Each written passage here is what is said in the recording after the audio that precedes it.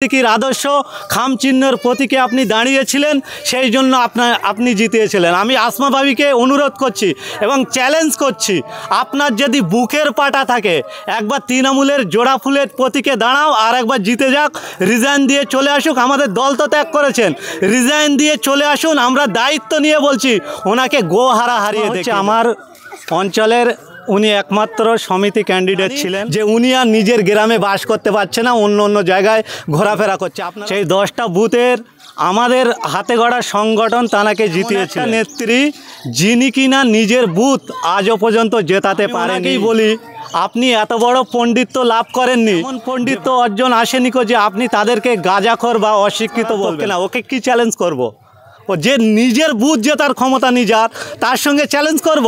আগে নিজের বুথটা জিতুক, তারপরে রাজনৈতিক পরই চাই যে সৌজন্যতার রাজনীতি বজায় রেখে রাজনীতিটা করা। একজন জনপ্রতিনিধি তার বিধানসভার অভ্যন্তরে মানুষের পরিষেবা দিতে আসবে, এটাই স্বাভাবিক। কোনো ব্যক্তির উস্কানিতে কোনো দলের এজেন্ডা যদি ঝামেলা করার টেন্ডেন্সি থাকে, সেটা একটা দুঃখিত বা দুঃখজনক ঘটনা। আমরা সর্বোপরি স্তরের মানুষের কাছে আহ্বান করি, জাত ধর্ম বর্ণ নির্বিশেষে সমগ্র মানুষ যে বাংলাকে সম্প্রীতির বার্তা বাংলা বলে মনে করি, সেই সম্প্রীতি বজায় রাখার আহ্বান করব। আর যে বা যারা এই ধরনের কার্যকলাপ করায় যুক্ত হচ্ছেন, আমাদের প্রশাসনিক যারা আধিকারিক আছেন তারা এটা নজর দিয়ে দেখুক এবং তাদের অধীনে নিয়ে আইনের প্রক্রিয়া তাদের ওপর নিক্ষেপ করে আইনের প্রক্রিয়ায় তাদেরকে যথারীত সাজা দেওয়ার ব্যবস্থা যেন করে। বলবেন আপনারই এলাকায় যিনি বর্তমানে তৃণমূল কংগ্রেসে গিয়েছেন, তিনি একসময় আইএসএফের মানে লড়াইয়ের মুখ বলতে পারেন, তিনি তৃণমূল কংগ্রেসে যোগ দেওয়ার পরে রীতিমতো অভিযোগ করছে যে আইএসএফের নিচের লেভেলের ছোটোখাটো নেতাগুলো সব কেউ বা অশিক্ষিত, কেউ বা গাঁজাখোর, কেউ বা মূর্খ, এরকম বলে আখ্যা দিয়েছেন। কি বলবেন পাল্টা? আসমার কথা বলছেন? আসমা হচ্ছে আমার অঞ্চলের উনি একমাত্র সমিতি ক্যান্ডিডেট ছিলেন। তানার অধীনে 10টা বুথ ছিল। সেই 10টা বুথের আমাদের হাতে গড়া সংগঠন তানাকে জিতিয়েছিলেন। আপনাদের মাধ্যমে একটা কথা জানিয়ে রাখি, আসমা এমন একটা নেত্রী যিনি কিনা নিজের বুথ আজও পর্যন্ত জেতাতে পারেনি। এটা সর্বপ্রথম ভাঙড়সহ বাংলার মানুষের কাছে স্পষ্ট করছি। উনি কেবলমাত্র ফুটেজ খাওয়ার জন্য এই ধরনের মন্তব্য করছেন। আমি ওনাকেই বলি, আপনি এত বড় পণ্ডিত্য লাভ করেননি যে ভাঙড়ের সাধারণ মানুষ যারা আপনাকে ভোট দিয়ে জনপ্রতিনিধি তৈরি করেছেন, আপনার এমন পণ্ডিত্য অর্জন আসেনি যে আপনি তাদেরকে গাঁজাখোর বা অশিক্ষিত বলবেন। হয়তো সাধারণ মানুষ আপনার মতন শিক্ষিত হতে পারেনি, কিন্তু ওই অশিক্ষিত মানুষরাও চেয়েছিল সমাজ পরিবর্তন করার জন্য একটা প্রতিবাদী মুখ এবং প্রতিবাদী কণ্ঠর প্রয়োজন। তাই খামচিহ্নর প্রতীকে আপনি দাঁড়িয়েছিলেন বলে আপনাকে ভোট দিয়েছিল। আপনার এমন কোনো ম্যাগনেট নেই আপনার মধ্যে যে সাধারণ মানুষের ভোটগুলো আপনার অধীনে করবেন। একমাত্র নওশাদ সিদ্দিকীর আইডিওলজি, নওশাদ সিদ্দিকীর আদর্শ খামচিহ্নের প্রতীকে আপনি দাঁড়িয়েছিলেন, সেই জন্য আপনি জিতিয়েছিলেন। আমি আসমা ভাবিকে অনুরোধ করছি এবং চ্যালেঞ্জ করছি, আপনার যদি বুকের পাটা থাকে একবার তৃণমূলের জোড়া ফুলের প্রতীকে দাঁড়াও, আর একবার জিতে যাক, রিজাইন দিয়ে চলে আসুক। আমাদের দল তো ত্যাগ করেছেন, রিজাইন দিয়ে চলে আসুন। আমরা দায়িত্ব নিয়ে বলছি, ওনাকে গোহারা হারিয়ে দেখিয়ে দেবে। আপনার কথায় আসছে, তৃণমূল কংগ্রেসে যেতেই পারে, সাধারণ মানুষের অধিকার রয়েছে। আসমা বিবি যাওয়ার পরেও আপনারা আসমা বিবির ছবি এবং ভিডিওকে নিয়ে সোশ্যাল মিডিয়ায় ছাড়ছেন, কি বলবেন এই বিষয়ে? দেখেন, আপনারা বলতে কাকে বোঝাচ্ছেন আমি জানি না, কিন্তু একটা কথা বলি, আসমা কেন, এ বাংলায় যতগুলো মানুষ রাজনীতির সঙ্গে যুক্ত আছে তাদের মধ্যে সৌজন্যতা থাকা অবশ্যই দরকার, যেটা একমাত্র ভাঙড়ের বিধায়ক মাইক স্টেজ বেঁধে বলে। এনারা আজকের সৌজন্যতা হারাচ্ছে, তাই নিজেদেরকে রাজনৈতিক স্তরে বাঁচিয়ে রাখার জন্য এবং ফুটেজ খাওয়ার জন্য তারা এই হেন কাজ করছেন। এই আসমা ভাবিকে আমি বলি, উনি তো শিক্ষিত মেয়ে বলে পরিচয় দেয়। উনি কয়েকদিন আগে একজন আইএসএফের নেতার একটা পুরানো ছবি পোস্ট করে তানাকে জনসম্মুখে খারাপ চেষ্টা করেছিল। আসমা ভাবি কী ধরনের ব্যক্তি আমরা জানি। আমরা চাই না, প্রতিটা মহিলাকে সম্মান করার দায়িত্ব আমাদের। প্রতিটা মহিলাকে কিভাবে সে নিরাপত্তা থাকবে তার দায়িত্ব নেওয়া বাংলার অগণিত সহ ভাঙড়ের অগণিত মায়ের সন্তানদের। আমরা চাই না কারো অসম্মান হোক। আমরা যদি মনে করি ওরকম ছবি বা ভিডিও দিয়ে কাউকে ছোট করে দেবো, উনি আর মুখ দেখাতে পারবে না, এতটুকু জানা। আমরা চ্যালেঞ্জ করার পক্ষে না। ওকে কি চ্যালেঞ্জ করব? ও যে নিজের বুথ জেতার ক্ষমতা নিজের, তার সঙ্গে চ্যালেঞ্জ করব।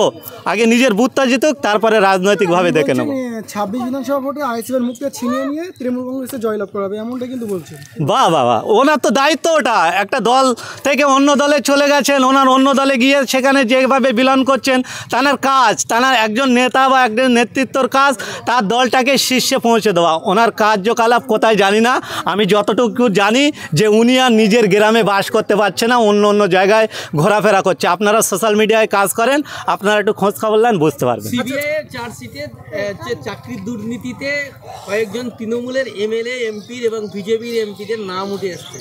সেখানে ক্যানিংয়ের বিধায়ক শওকত মোল্লার নাম উঠে এসছে, যে রেফারেন্স করেছিল চাকরির জন্য লোককে নমিনি করেছিল। সেটা নিয়ে দেখেন, এই শওকত মোল্লা সাহেবকে ভারতবর্ষের তদন্তকারী এক সংস্থা জানাকে নটোরিয়াস ক্রিমিনালে আখ্যা দিয়েছেন।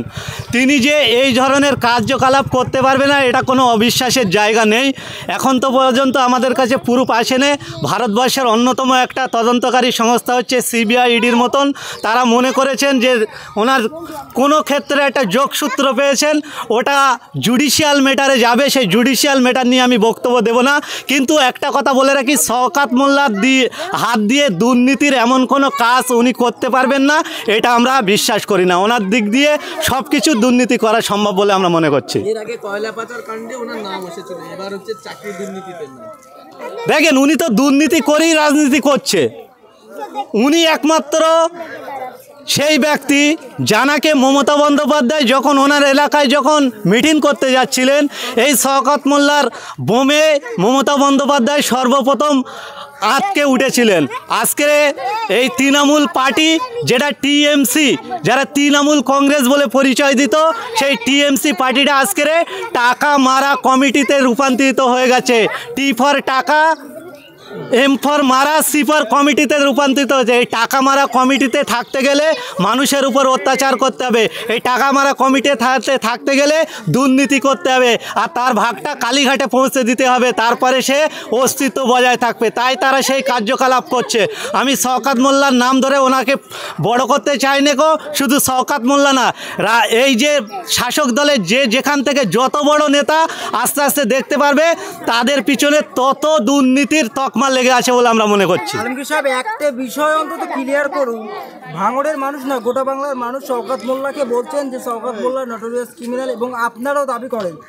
রিসেন্ট ভাঙড়ের তৃণমূল কংগ্রেসের রাজনৈতিক একটা সভা হয়েছিল, সেই সভা থেকে তৃণমূলের কোনো এক নেতা, আমি জানি না তিনি এর আগে মাইক হাতে পেয়েছে কিনা, আমার অন্তত জানা নেই, তিনি বলছেন যে নওশাদ সিদ্দিকী নটোরিয়াস ক্রিমিনাল। এই দুটোর ভিতরে একটা ক্লিয়ার করুন, নটোরিয়াস ক্রিমিনাল। দেখেন, যারা এই ধরনের মন্তব্য করছেন, এই আপনি একটা কথা বললেন, এর পূর্বে মাইক ধরেছে কিনা আপনি দেখেননি, আমরাও সেইভাবে দেখেনি।